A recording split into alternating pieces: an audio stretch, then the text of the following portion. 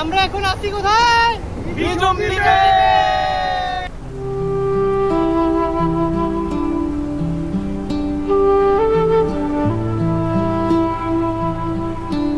এখন আছি নিঝুম দ্বীপের একটা ছোটখাটো জঙ্গলের মধ্যে।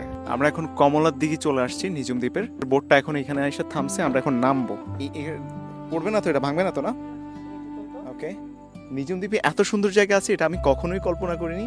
এখন আসার পর দেখতেছি অস্থির জায়গা, মানে ন্যাচারাল বিউটি দিয়ে ভরা। আপনারা না আসলে আসলে মানে বুঝতেই পারবেন না। এটা আমি হয়তো ক্যামেরায় ক্যাপচার করতে পারতেছি কিনা, এত সুন্দর।